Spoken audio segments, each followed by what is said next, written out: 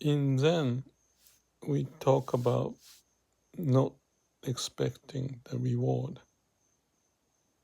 You empty your mind, no ego. Let the nature to take care of itself because, well, that's the mind saying, but still trying to get the point because mind has limitation.